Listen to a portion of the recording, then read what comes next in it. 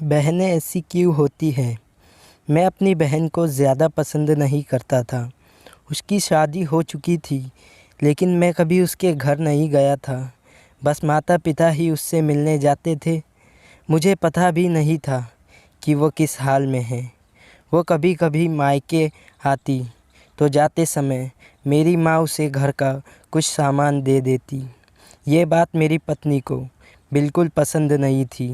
जब भी मेरी माँ ऐसा करती, मेरी पत्नी आकर मुझसे शिकायत करने लगती कि तुम्हारी माँ तुम्हारी कमाई कैसे उड़ा रही है। जब भी तुम्हारी बहन आती है, उसे खाली हाथ जाने ही नहीं देती, कुछ ना कुछ ज़रूर देती है।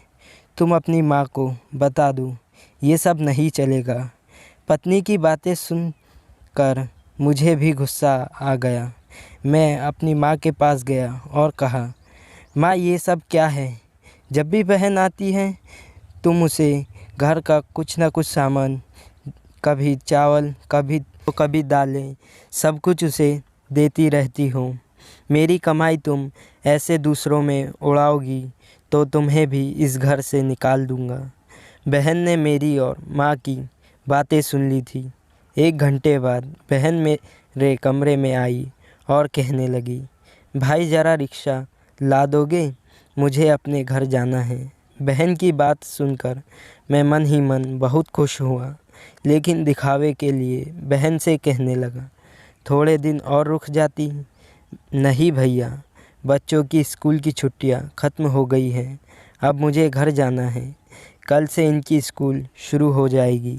फिर वो चली गई। पिताजी के मरने के बाद जब घर का बंटवारा हुआ तो हम दोनों भाइयों ने आपस में ही बंटवारा कर लिया, लेकिन उसमें से भी बहन को कुछ नहीं दिया। वो फिर भी खामोश रही, हमसे कोई शिकायत नहीं की। लेकिन हमारी माँ बहुत रोई और कहने लगी, बहन को भी कुछ दे दो। लेकिन हमने माँ की एक ना सुनी और माँ को डरा धमका कर चुप कर दिया।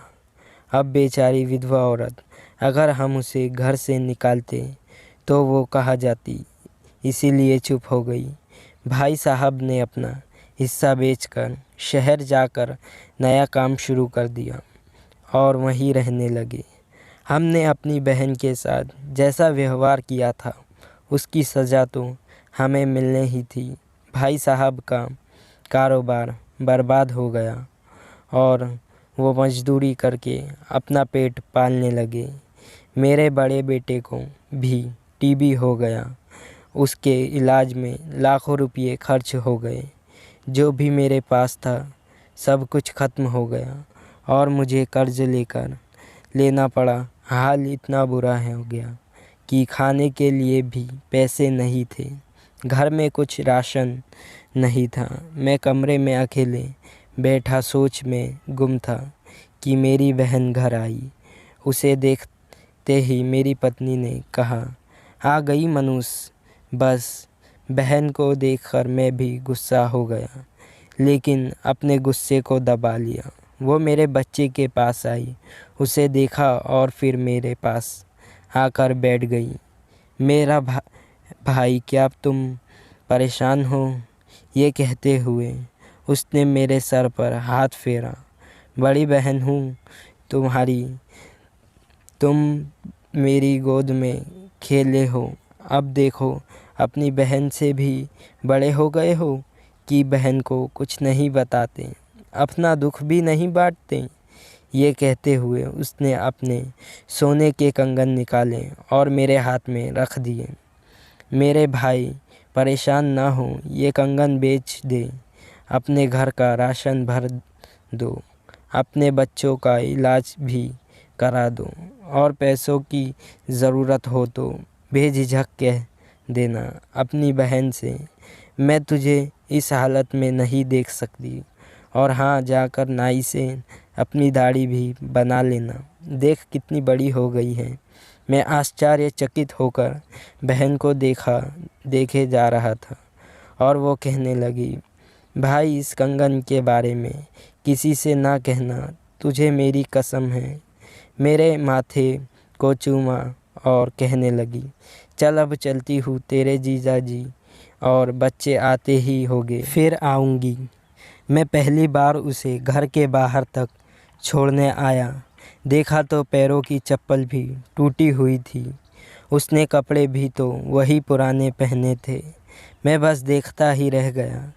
मैंने तो कभी अपनी बहन की घरेलू हालत जानने की कोशिश नहीं की, लेकिन जब उसने मुझे बुरे हाल में देखा तो दौड़ती हुई आई और अपने सोने के कंगन भी दे दिए ताकि मैं अपने बच्चों का इलाज करा सकूं और अपने घर का हाल सुधार सकूं। मैं सोचने लगा कि और मेरी आँखों से आंसू निकलने लगे कि हम भाई भी कितने मतलबी होते हैं, अपनी बहन को पल भर में ही बेगाना कर देते हैं और बहन अपने भाइयों का ज़रा सा भी दुख बर्दाश्त नहीं कर पाती। मैं उसके कंगन अपने हाथों में पकड़कर ज़ोर ज़ोर से रोने लगा। दोस्तों, आपकी बहन अपने ससुराल में ना जाने कितने दुख सह रही होगी। कुछ समय उसके पास बैठकर उसका हाल चाल जानने की कोशिश ज़रूर करें। मालिक सभी की बहनों की झोली खुशियों से भर दे। स्टोरी अच्छी लगी हो तो लाइक ज़रूर करें, चैनल को भी सब्सक्राइब कर दें।